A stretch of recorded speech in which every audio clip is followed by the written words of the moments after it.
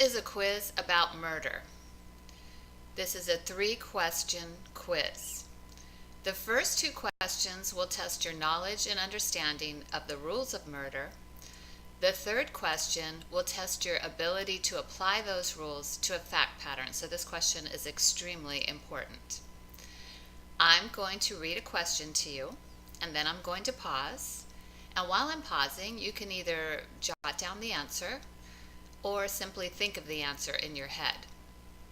Then I'm going to give you the answer, and I'm going to explain the answer.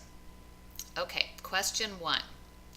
What is the criminal act requirement for murder?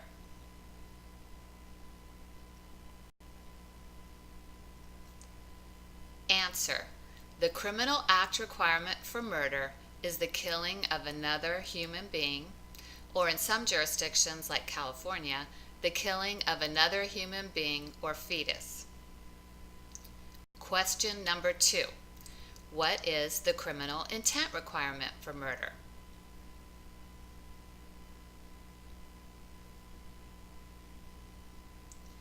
Answer. The criminal intent requirement for murder is either malice aforethought in some jurisdictions, including California, or intent to kill in others. Malice aforethought and intent to kill are 2 names for the same thing.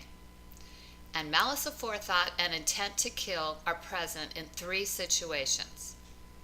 1, they are present when the defendant wants the victim to die. 2, they are present when the defendant wants the victim to experience serious bodily injury. And 3, they are present when the defendant demonstrates extreme indifference as to whether the victim lives or dies. Okay, now question number 3, and this is the fact pattern, so this is extremely important. Christopher is called into his boss's office at work.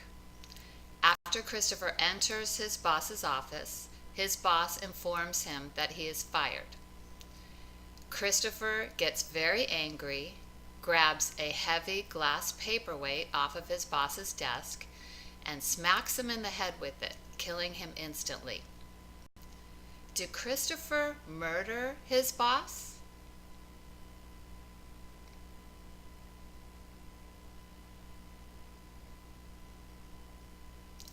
Answer. Let's use the answers to questions 1 and 2 to respond to question 3. So in question 1, we learned that the criminal act requirement for murder is killing another human being or fetus. Did Christopher kill another human being? The answer is yes, he killed his boss. So in this fact pattern, the criminal act requirement for murder is present. Now let's analyze the criminal intent requirement. We learned that the criminal intent requirement for murder is either malice aforethought or intent to kill, which are the same thing. We also learned that malice aforethought and intent to kill are present when the defendant wants the victim to die, when the defendant wants the victim to experience serious bodily injury, and when the defendant demonstrates extreme indifference as to whether the victim lives or dies. Now, in this fact pattern, Christopher hit his boss 1 time in the head. Some jurors might believe that this evidences intent, that Christopher wants his boss to die. However, some may not agree with that. Now, if Christopher had shot his boss in the head, or maybe shot him in the heart, that's a little clearer intent that Christopher wanted his boss to die, but hitting him in the head with a heavy object may not be quite enough. However, we also learned in question 2 that malice aforethought and intent to kill are present when the defendant wants the victim to experience serious bodily injury, or when the defendant demonstrates extreme indifference as to whether the victim lives or dies.